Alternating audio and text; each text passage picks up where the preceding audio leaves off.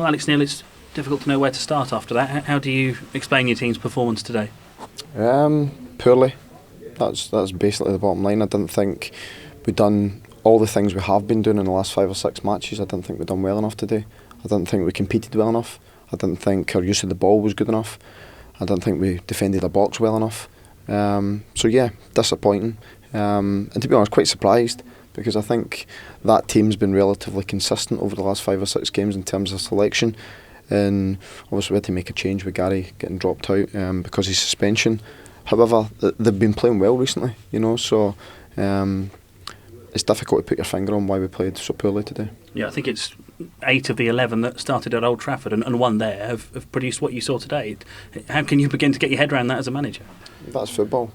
Players at times don't perform as well as they can, and that's the sort of joys of being a manager, where you put the same team out with same information basically, and you get one performance, and then you do it a couple of weeks later and you get a completely different performance. So we're disappointed, they're disappointed. However, what we've got to do now is not overreact off the back of this one game. We're really frustrated and disappointed with how we performed. However, we've got to push on for the next one. So, the next game will determine whether it was a blip or not.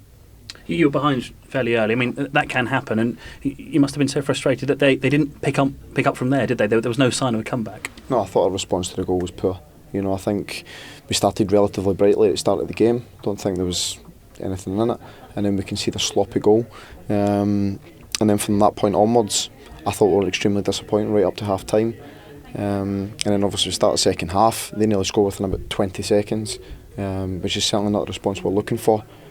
And then once we went 2-0 down, I think we started to play a little bit. But at that stage it's easy to do that then. And I said that to the players. So it takes courage to play before that, and we didn't show enough today. And it was a clinical finish from Benik Afobe for the third goal, which is what £10 million will get you, isn't it? That is what you have to pay for that sort of striker. Yeah, but if you look at where the goal started, it started with us literally passing the ball to them. So £10 million doesn't buy your centre back to give them the ball back. So the bottom line is we let our own downfall, certainly with the third goal. So yeah, just it's frustrating. I don't think there's anybody connected with Norwich not going to be really frustrated and disappointed at the moment.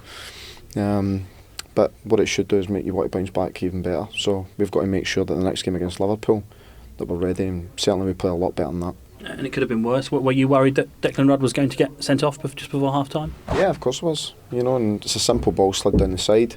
We don't deal with it. Benik Afobe gets in behind us, and Declan comes out to try and sort of prevent the situation. But I think on another day it could have been a red card. Yeah, and then that would have made it even worse. And you talked yesterday about the importance of taking points off the teams around you, and it's a double blow that Bournemouth have now gone above you in the table. Yeah, but to be honest, it's down to us as a group.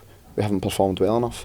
And we didn't deserve anything from the match, so I haven't got any complaints other than complaints about my own team, certainly not about the game. Just to ask you one question about transfers, there are some people reporting that the Stephen Naismith deal is done. Is that accurate? No, because if it's done, then we would have had a photograph and paraded in front of everybody. So no, but I'm pretty sure if it does get done, usually we're the first to know. So you're still hopeful on that one? Yeah, of course, yeah. Okay, Alex, thanks for talking to us. Thank you.